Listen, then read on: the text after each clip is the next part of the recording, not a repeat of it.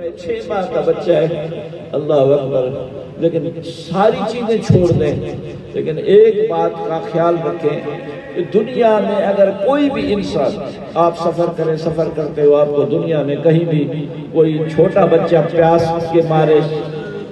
पानी पानी करे, आप नहीं पूछेंगे किसका बच्चा है, आप पूछेंगे मुसलमान है या गैर मुस्लिम है, लेकिन नहीं, उसको पानी देंगे। मौला इमाम हुसैन साकी कौसर के बेटे हैं, सामने फुरात नहर बह रही है,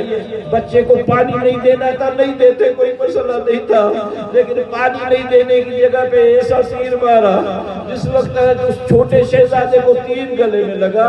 तो तीर लगने के बाद बच्चे ने एक जैसे छोटी छोटी आंखों से, एक उदासी से आंखों से सीने की तरफ देखा। अरबाब मकातिल लिखते हैं कि जब तैयार होकर जा रहा था तो माँ ने समझाया था, बेटा बाबा को तंग नहीं करना, बेटा बाबा को तंग नहीं करना। उस वक्त उदासी सी नजरों से माँ को कहने लगा, अम्मा अम्मा मैं क्या करूं, मेरा गला छोटा है, तीर बड़ा है, तीर मेरे गले से निकल के बाबा के हाथ में पेवस्त हो गया, अम्मा मेरा कसूर नहीं है, ये तीर बड़ा है। अल्लाह अल्लाह,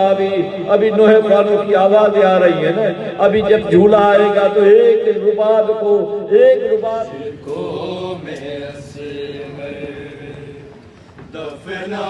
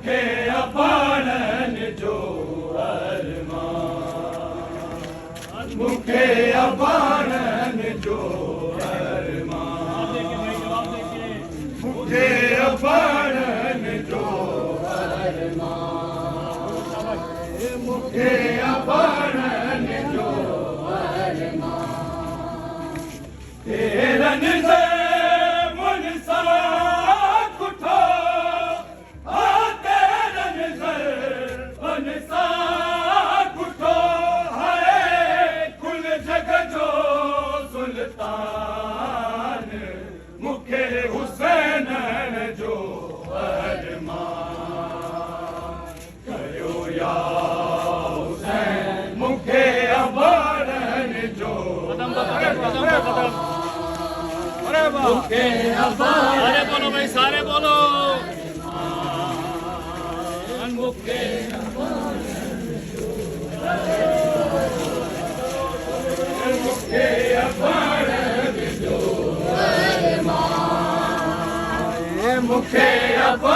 जवाब दे के भाई, जवाब दे के नाम मौला।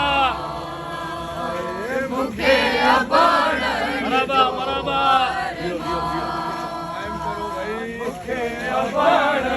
जो मुखे अपड़न जो मुखे अपड़न जो हाय सकीना कई कज़ा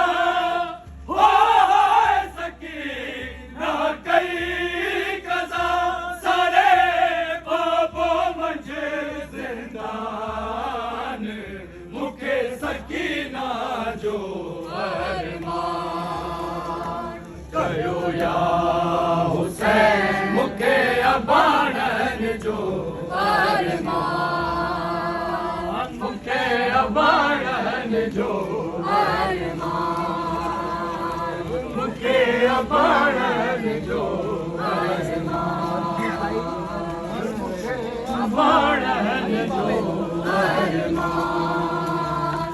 जवाबे बेशीर हो जवाबे बेशीर हो हथे हुरमल तीर कमान मुखे असगर जो अरमान कयो या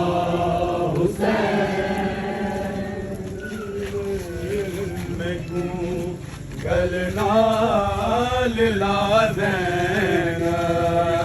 मतावलना मिलन देवर मैकू गलना लाज़ैन मतावलना मिलन देवर मैकू गलना